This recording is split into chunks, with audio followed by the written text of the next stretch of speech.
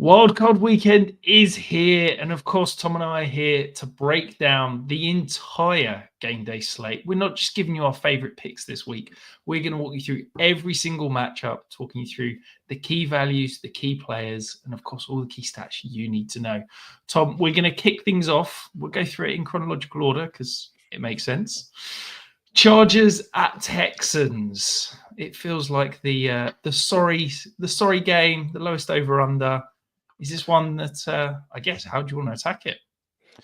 Yeah, I think if you told most people at the start of the season that the Chargers were going to go into Houston on wildcard weekend as 3-point favorites, they probably wouldn't have believed you because it just felt like there was so much optimism around the Texans. Like CJ Stroud was ahead of Lamar Jackson in the MVP odds to start the year, whilst Justin Herbert was down to 20-1 at one point.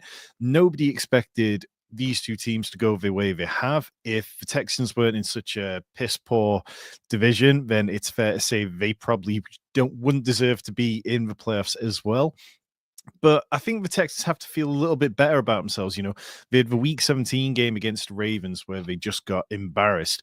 But then they had the Week 18 game where they got to start feel good about themselves. CJ Stroud had one drive in that game, went 6-6 for 50 yards and a touchdown to Nico Collins. Nico Collins was pulled from that game at the same time as CJ Stroud. But I'm not sure if CJ Stroud is going to be able to keep that good feeling going because the Chargers, they play the fourth most zone coverage. That's something that Stroud struggled against this year, ranks 30th out of 31 QBs to play 5 games or more since week 11 in yards per attempt. The only quarterback who ranked worst against zone coverage than Stroud was DTR for the Browns. Stroud's had 1 touchdown and 5 interceptions against those looks. The other looks that they play a lot of is 2 high safety looks, and that again is something that Stroud struggled against. So it's hard for me to build much optimism there. I think anything good is going to have to revolve around Nico Collins, Nico Collins has been excellent this year. Last week, he saw 5 targets on that one drive, 38 yards and a touchdown. But the Titans had nothing to play for particularly. Collins, he still crossed the 1,000-yard mark this year, despite the fact that he missed 5 games. Career high 5.7 receptions per game. But the Chargers, this is a good defense. When you look at all the metrics, like the Chargers, they rank 7th against the pass in DVOA. They rank 16th against the run. So you would like to think that this might maybe set up for Joe Mixon instead. But I'm not even sure that we can expect too much from Joe Mixon because he's been RB21 or worse in 4 of his last 5 games, only 1 touchdown in that spell. The Chargers, they have allowed the 4th highest rushing yards per game since week 11, the 11th highest explosive run rate, ranked 16th in DVOA against the run. So it's an easier avenue to attack, but I'm just not sure I'm kind of seeing it from Joe Mixon at the minute. In terms of this price range, I don't know. I just kind of feel like people probably aren't going to play a lot of Joe Mixon. They'll probably lean into Nico Collins. Maybe they'll just leave the Texans there. On the Chargers side of things, I think you kind of have to start with Justin Herbert because he's been so good lately. And basically going back to week 5, when he seemed to start getting healthier after the injury that bothered him during the offseason, Justin Herbert's been really, really good. And I think that as good as the Texans' pass defense is, which ranks first in DVOA, they allow 4th lowest yards per play, it feels like Herbert's going to be able to find those soft spots. I think that we're going to see Ladd McConkey have a good game. Ladd McConkey should be able to stay away from Derek Stingley Jr. And yeah, I'd play this game through Herbert. I'd play it through Ladd McConkey. I also think that J.K. Dobbins can have a good game in this one. The Texans, they tend to be really good against certain schemes and then really bad against them. We know the Chargers with Greg Roman are really going to mix things up and take advantage of things where they can. So I've got plenty of faith in most Chargers and very little in the Texans. Yes, it's an interesting one because I kind of agree with you, but the more I dive in, the more I think that there's an avenue for some Texans optimism here. I think that if we're looking purely at game day, the pricing on the Texan side is quite attractive. I think that, CJ Stroud down at 4,400, Nico Collins at 6,600. If you can stack those two for £1,100, that feels like good value. I quite like Joe Mixon in terms of return on investment. I always feel like there's one weird game And I feel like there's too many people hyping up the Chargers and just expecting the Chargers. Look, the Texans have been awful to finish the season. But this Chargers defense hasn't been as good as I think a lot of people are talking about it. It has deteriorated as the season's gone on. I think Derwin James, they still is moving around an awful lot. And I just feel like they could potentially be got at. The Chargers offense, not everyone's healthy. Quentin Johnson's still struggling with an injury. I guess maybe it's the natural contrarian in me and saying sort of everyone's bigging up the Chargers. It feels like everything you talk about, listen to, read about is talking about how the Chargers are going to go in and beat Houston because Houston are bad. And I just kind of feel like maybe we see sort of CJ Stroud go back to that Georgia game. You know, whenever the lights are brightest, CJ Stroud has stepped up. And yeah, maybe I'm just talking rubbish, but I do really like this Texans stack. I think if you're looking to play the Saturday slate on game day, because let's be honest, they have thrown so many different options at the game this week. You can have individual games. There's the Saturday slate, there's the Sunday slate, there's the whole weekend slate. If you're looking at the Saturday slate, for me, going Texans quite heavy with maybe a little bit of a Chargers bring back. If you can go Nico, Mixon, Stroud, I quite like that. If you can slip in maybe a Dobbins bring back, what do you think? Well, I think that can work depending on the outcome of the other Saturday game. Like it really kind of hinges on what goes on elsewhere, because in order for Stroud to pay off at that cost, it's not so much about whether he can score enough points to pay off. It's can he score enough points to do so without Lamar or Herbert going nuclear. And I look back at Stroud as a fantasy quarterback over the last 2 seasons, and he's so rarely hit 20 fantasy points. He's so rarely been a top option. You look at the Texans this year, and the last time they scored more than 23 points was week 12. They've only scored above 25 points 4 times all year. And in order for Stroud to really have the kind of winning week that we'd need for him to really pay off on a small slate, I just kind of think he's probably looking at 300 passing yards and 3 touchdowns. And I just don't think that that's something that he's really done. The last time that he threw for 300 yards was week 5. And you throw the amount of dual threat quarterbacks who are on the entire slate, or if you're looking at the Saturday only slate, I mean, even Justin Herbert has been running to a healthy amount. I'm just not sure I can get there. And I think that it does look like a decent value, but it's probably not one which I'm going to get into. Yeah, I guess I'm just looking at it purely from a price perspective. You know, if we're talking 15 points, that's like 3.5 times his value. That's sort of talking Lamar putting up 28 points to hit that same return on investment. I get that, you know, there is value in the higher points and things like that, but on a slate where there are so few, like we talk about enablers every single week, about those key guys that are at bottom price, and you can kind of, when there's a 14, 15, 16 game slate, you can find someone who's priced at 2,200. I'm looking at the list of players this week and I just can't find them. So I think you need to find value at other positions. I've thrown together a few lineups that I've been playing with. I'm really struggling on a Saturday slate to get anything going around the Lamar Jackson stack because it's just so expensive. I think you need to try and save money where you can. And I just think that if I can save £3,600 to go from Lamar to Stroud, that's where I'm kind of intrigued. Yeah, I understand that. I mean, we're definitely getting into the game theory weeds. I just think that if Lamar puts up 30, I'll be very surprised if there's any CJ Stroud quarterback teams near the top, unless you hit on the pure nuts across every kind of player.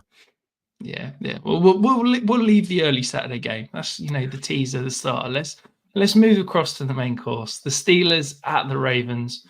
Tom, from what I hear, the Steelers have got Lamar Jackson's number, and he's not very good in the playoffs. So, is this a slam dunk Steelers win here? Yeah, it's funny. Everybody keeps talking about Lamar Jackson's record and how the Steelers have been good against Lamar up until the last game, but it's been an awful long time since Mike Tomlin won a playoff game. Like, you look at guys like TJ Watt, hasn't ever won a playoff game, and the Steelers themselves, they have been very reliable at going out in the first round. Now, this is the worst possible matchup for me. I would have preferred to play the Chargers for the Ravens this week, but the Steelers, they have been awful. They've lost their last 4 games, averaged only 146 passing yards over the last 5 games. But they don't deserve to be 10-point underdogs, even on the road to the Ravens. That game in week 16 was pretty close. The game in week 11, obviously, they won it. That was quite a tricky game. The key is going to be whether Lamar puts the ball on the ground, as he's been known to do against this Steelers team. You know, they do get to him. If they strip sacks, fumble him, that's when things get antsy. But the Steelers, the defensive looks that they are giving, they are ones which Jackson's been able to take advantage of this year. They lead the league in single high coverage rate. Lamar ranks 4th in yards per attempt against this, 2nd in fantasy points per dropback.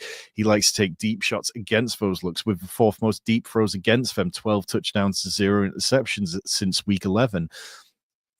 Rashad Bateman, expected to be the wide receiver 1 on this offense this week, has 5 touchdowns in those looks. This Steelers defense, it's excellent at preventing scrambles, QB scrambles, best in the league. So maybe if they can slow Lamar down like that, that is going to help them. But this game should be the Derrick Henry game. This is what Derrick Henry was brought to Baltimore to do. They want him to be in the playoffs. Tomorrow is the 5-year anniversary of when the Titans came into Baltimore and Earl Thomas got thrown around like a rag doll. And I can't think of a more perfect occasion to give Derrick Henry 20-plus touches. In week 16, when these teams met, Derrick Henry had 189 yards in total. The Steelers, they are 31st in success rate versus man scheme runs since week 11. Derrick Henry leads the league in success rate with those types of runs. Justice Hill's coming back with return from concussion. I think we'll see a heavy dose of work for him. His blitz protection skills are needed against a Steelers team that's going to blitz at the 4th highest rate since week 11. And I think it'll be much easier for the Ravens running game, but it will be for the Steelers because Najee Harris, he's just been on a slide of late. He's been held below 55 rushing yards in 5 of his last 7 games, been outsnapped by Jaylen Warren in 5 of the last 7 games. The Ravens' run defense is the best in the league, according to DVOA. They've given up only 2 performances of 52 or more rushing yards all year, allowed only 11 total touchdowns to the position. So I'm confident that the Ravens, if they can keep this one tight, that it'll suit them more in the ground game.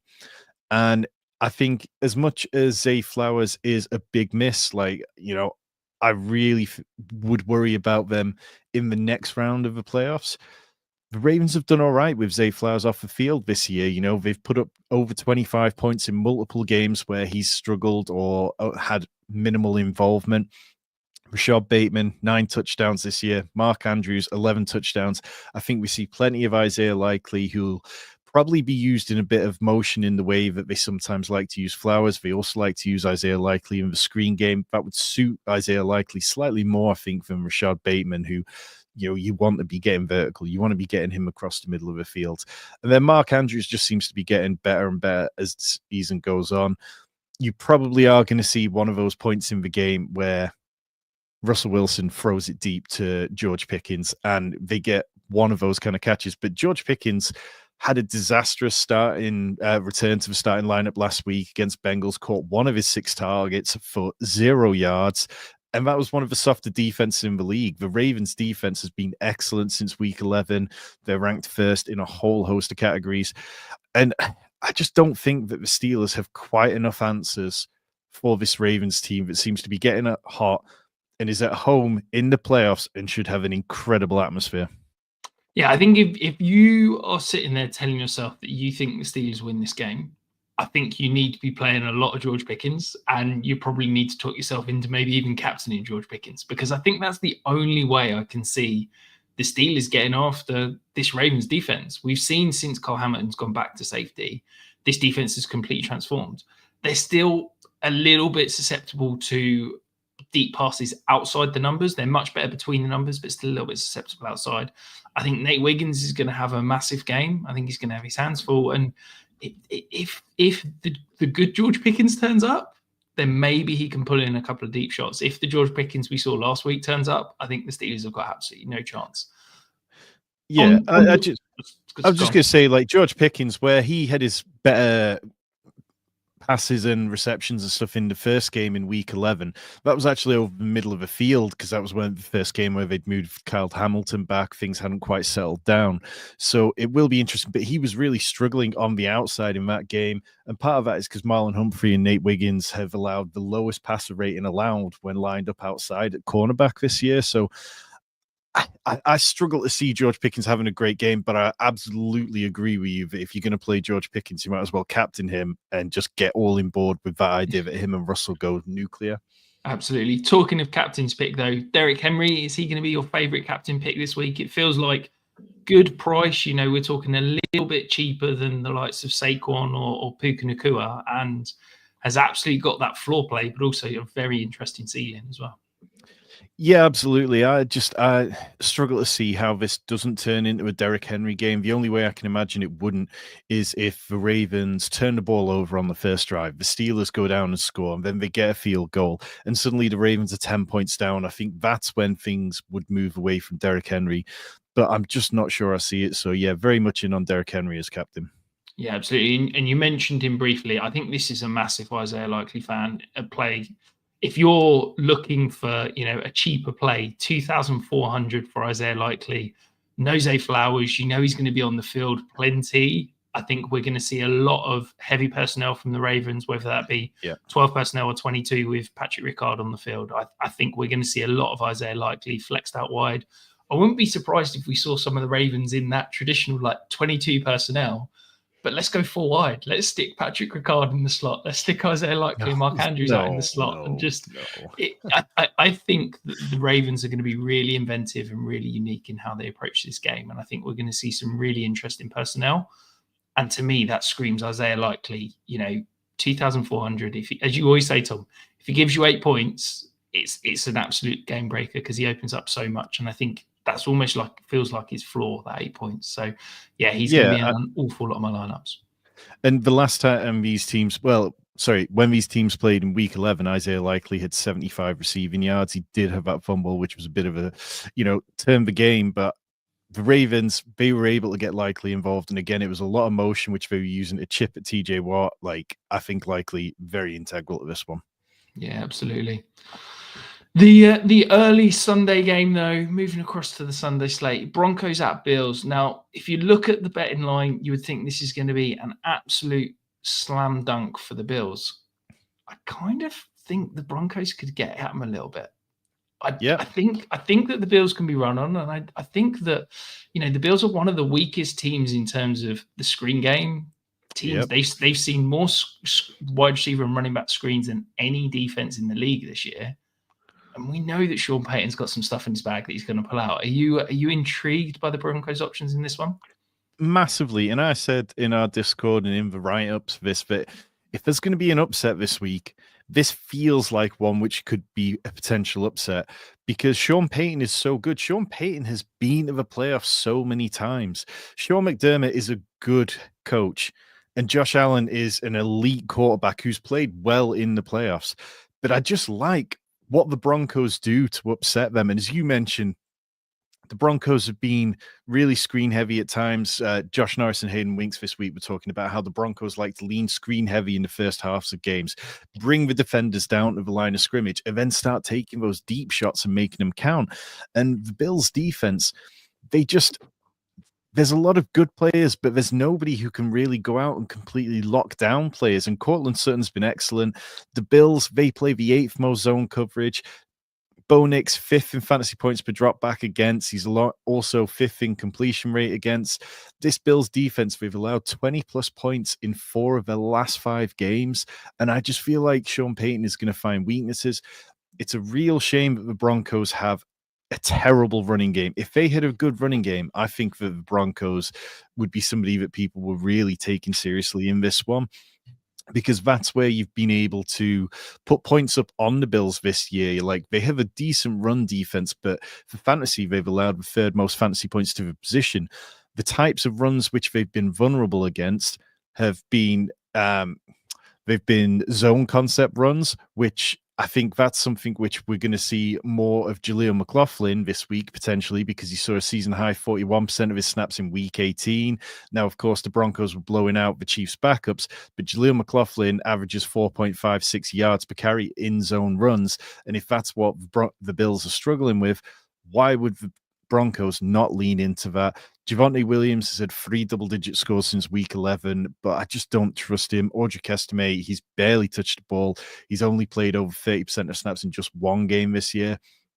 I do like James Cook on the other side of this game. 16 rushing touchdowns this year is a truly elite number. I still think he's being slept on a little bit as a dynasty asset and potentially heading into next year.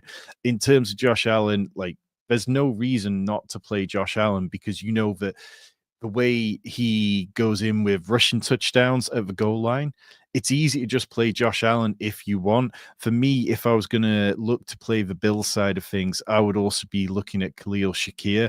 We know that the outside receivers are probably going to struggle a little bit more against the likes of Patrick Surtain. But when you look at Khalil Shakir, he's going to be matching up across the middle with Jaquan McMillan, who's allowed a 72% catch rate, faced the most targets of any Broncos defender, has the lowest PFF coverage grade of any starter for the Broncos. The Broncos have allowed the third most slot receiving yards since week 11, despite having a week 14 bye. So I think you can skinny stack Josh Allen with Khalil Shakir. I have no interest in Dalton Kincaid. I just think that he's basically Dallas Goedert, but younger at this point. He can be relevant when things are designed for him. And he's, losing snaps at times to Dawson Knox. Maybe they pivot away in the playoffs, but otherwise, yeah. Bo Nix, Cortland Sutton, Jaleel McLaughlin, Marvin Mims, all in play. Josh Allen, James Cook, Khalil Shakir, everybody else. I just don't see it. Yeah, the only player that you've not mentioned that I'm a little bit intrigued in is Keon Coleman. I think that if you could sit here and tell me that Patrick Surtain follows Keon Coleman, I want no part of him. If you could tell me that we're going to get Keon Coleman and Riley Moss, who, despite playing phenomenally at the beginning of the season, has struggled a little bit since he came back from injury. We saw T. Higgins absolutely abuse him. And I do wonder if Keon Coleman could potentially dunk on someone like Riley Moss a couple of times at 3,200. Maybe you throw him into a kind of a Josh Allen stack. Can I interest you in that at all, or not doing the wonders for you? I think that's probably what it's going to take. On small slates like this, you are looking for little differentials that really help you separate. And a player like Keon Coleman or Amari Cooper or Curtis Samuel or Dawson Knox scoring above expected points in this game is going to be the kind of thing that you need to be able to win something. Now, Keon Coleman's had over 25% target shares in back-to-back games, but one of those included the Week 18 game when many of the starters were pulled from it quite early. Aside from that, like the last time he had a 20% target share was Week 8. It's just really difficult with this offense to predict who's going to have a good week at any point. But I feel the most confidence about Khalil Shakir. Yeah, no, it makes a lot of sense, and I tend to agree with you. And I think, look, the Broncos are probably going to play a lot of man, and Shakir's the man guy. I think, he's the guy that can separate and can win after the catch as well. Yeah, Moving across to second. I was just going to say, in terms of captain, if I was looking for one player to captain from that game, it'd probably be James Cook for the pure touchdown equity. Yeah, it makes a lot of sense. And sorry, and one more.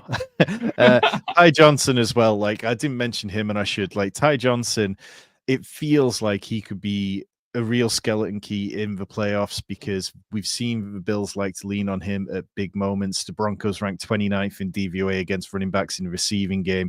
We've seen him steal high-value touches, and I think if you're looking for somebody who I imagine must be down right towards the stone cold minimum, 2,200. Ty Johnson, don't ignore him. Yeah, I get that, and we saw the game earlier in the season where the Bills saw a lot of man coverage and unlocked Ty Johnson. I feel like the Broncos are going to be ready for that. Like, this is a veteran-laden defense. They've got Vance Joseph at coordinator. Like, I'd be shocked if they can be done by Ty Johnson wheel routes. Moving across the NFC though, Packers at the Eagles. The Brazil showdown is back. Week 1 of the playoffs. Tom, So many options in this game. No Christian Watson. Does that make this Packers offense more intriguing or less intriguing? Well, it should do. And I mean, let's not forget that like Jaden Reed started the season off absolutely on fire. But like when Jaden Reed was in that game, he was being covered by the old Eagles secondary, the Eagles secondary that wasn't featuring Quinyon Mitchell.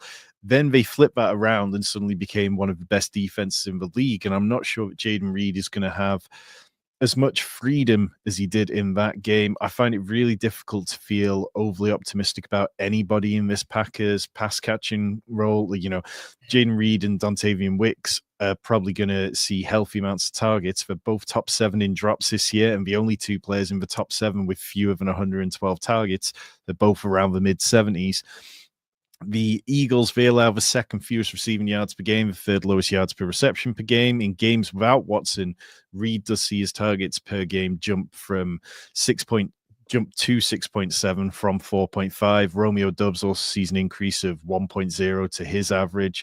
I struggle so much because Jaden Reed, he scored over 11 points once since week 11.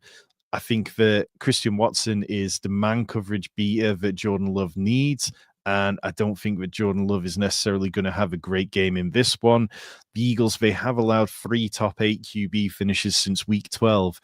But this team, they've been able to control games. And Jordan Love's biggest problem this year is that he's just averaging less passes. He went from 34 passes per game last year down to 29 this year. And I don't think that's enough for the passing game to eat. I do quite like Tucker Kraft. And look, I mean, I've been a bit disappointed by the Tucker Kraft breakout. It hasn't been as impressive as we hoped. He's barely had his snap counts alter with Luke Musgrave returning, though. And this Eagles team, they've allowed the 3rd fewest tight end fantasy points, but they've allowed 9 different tight ends to have 30 receiving yards against them. And since week 10, the Eagles have allowed 5 tight end touchdowns. In the 2 games that Tucker Kraft's played without Christian Watson this year, he averaged 16 fantasy points and 70 yards. So it's a flimsy argument, but I can talk myself into that. Josh Jacobs, it feels like he's going to have a very difficult game.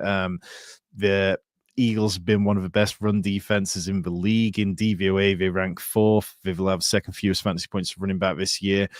The one reason for optimism is that since week 11, the Eagles rank 30th in success rate against man-run concepts. That's where Jacobs really feasts. He ranks 4th best has 9 touchdowns in those looks since week 11. Moving over to the Eagles side of the ball, you are obviously starting Saquon Barkley if you can make it work financially at 8,200. It's going to be very difficult, but I imagine he'll still be a popular captain choice. He leads the league in zone concept runs from week 11 with 90 attempts, 5.6 yards per carry. The Packers have a 6th worst run defense against zone runs. They've allowed 9 different running backs over 30 receiving yards as well. So it becomes very easy to build a picture of how Saquon can succeed. Jalen Hurts is going to be playing his first game in weeks after dealing with a concussion. It was the last time he played was 22nd of December, and he only played 16% of snaps that game. Hurts, he's taken 38 sacks this year, tied for a career high. That's despite the Eagles' offensive line being one of the best in the league. So if the Packers can get to him early and start to, just irritate him and throw him off his game, I think that's their path to success. Among quarterbacks with 100 pass attempts, Hurts has the highest time to throw.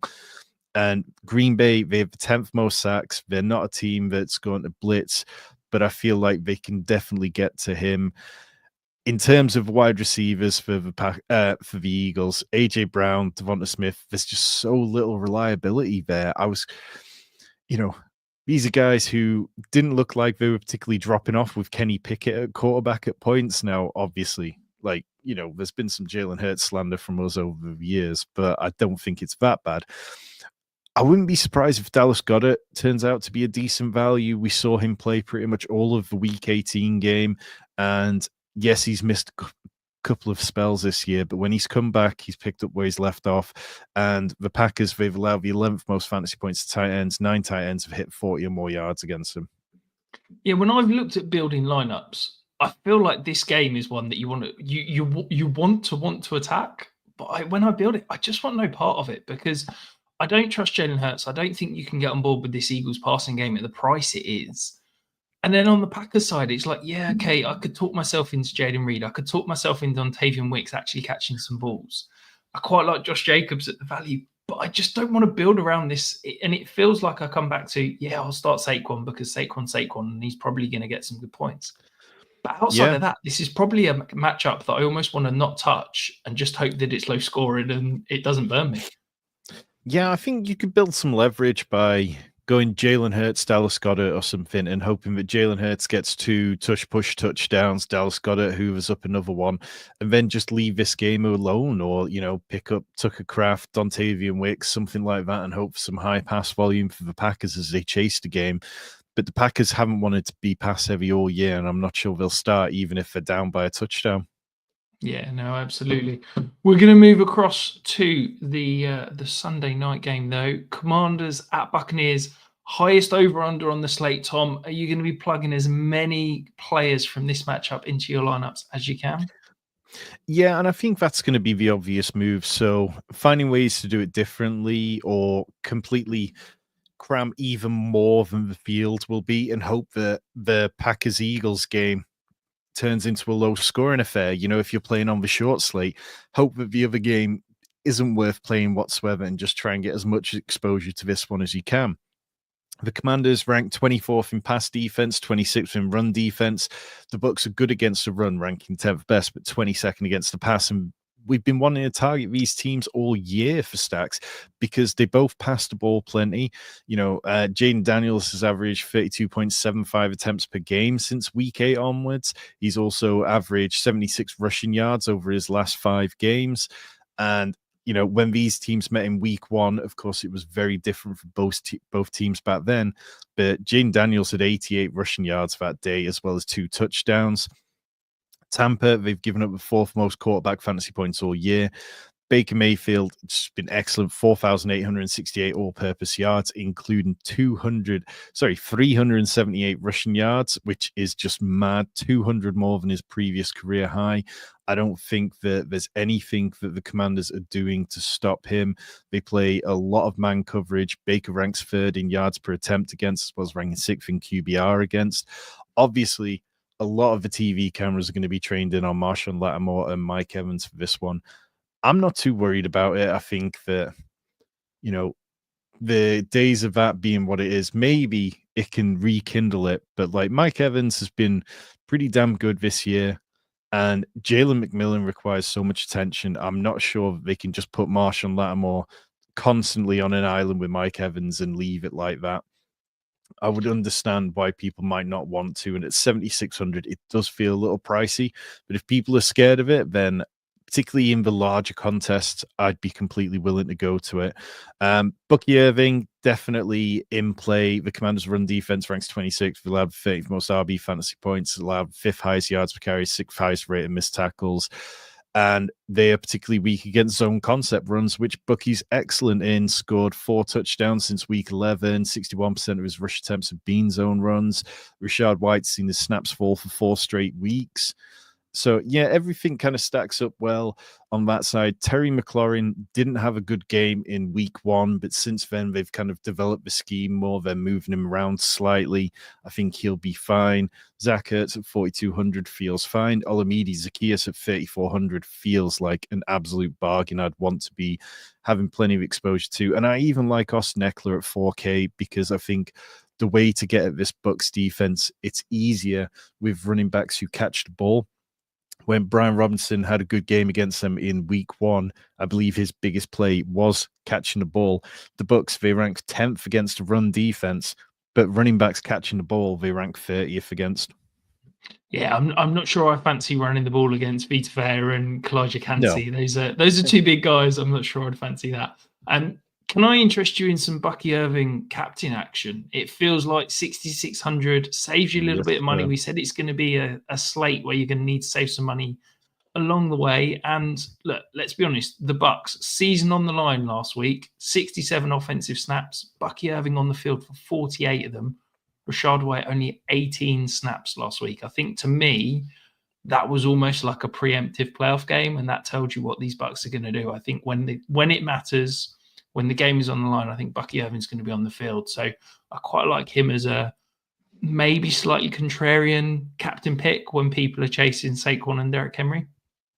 No, I love that. I think that's a really good shout, and the value saving there is going to help you do more and get to some of the other players elsewhere. Yeah, absolutely. And then whilst we're talking about captain picks, I think the other captain pick that I think is maybe in play for me, Puka Nacua of the Rams, 7,800. Tom, is there any other wide receiver you would be captaining over Puka? Well, I mean, I could captain Justin Jefferson for 200 cheaper. That seems like a fair shout. Obviously, the Vikings give up the most fantasy points in the league to the wide receiver position. They've been somebody all year that we've talked about. They don't really stop the pass. It's much, they're a top defense, but they just give up production. And we've seen it time and time again. But so did the Rams. The Rams give up the 12th most fantasy points to the position. They grade out much worse in DVOA and EPA. They really bring pressure at the front, which would be the Rams' best hope for this weekend, that they can make Sam Darnold have another performance like last weekend, which was one of his worst performances in years. But at the back end, they just don't have the talent to cover somebody like even Jordan Addison, let alone Justin Jefferson. So I like going back to Sam Darnold double stacks here. I also think that you can look at Aaron Jones at 5,600 and say that he's a perfect value, with the Rams giving up, the 18th most fantasy points this year, but ranking 22nd against the run. They haven't been good there. They haven't been good on defense across the board.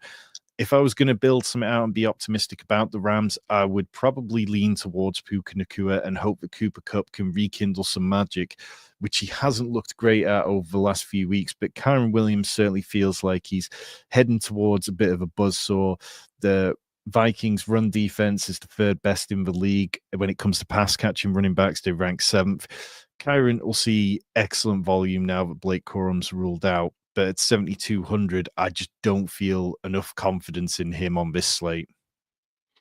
Any interest in Demarcus Robinson, flyer, 2,200? Yeah. We know that he's got that role in the red zone. Could you talk yourself into, if you're going to go, as you said, Sam Darnold double stacks, could you maybe walk in a Demarcus Robinson bring back? Yeah, I mean, I don't hate it. What we saw last week was that Demarcus Robinson obviously was heavily rested. Tutu Atwell didn't even play as much as we thought he might do. So either of those guys, I think, is kind of okay. When it comes to Demarcus Robinson this year, it just hasn't been a strong usage as we saw last year down the stretch. Last year down the stretch from like week 12 onwards, he was averaging, like,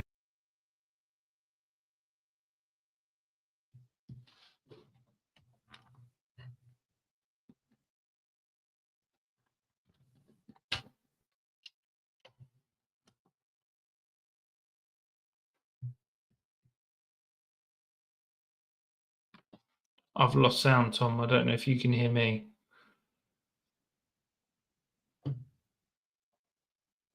I've completely lost sound.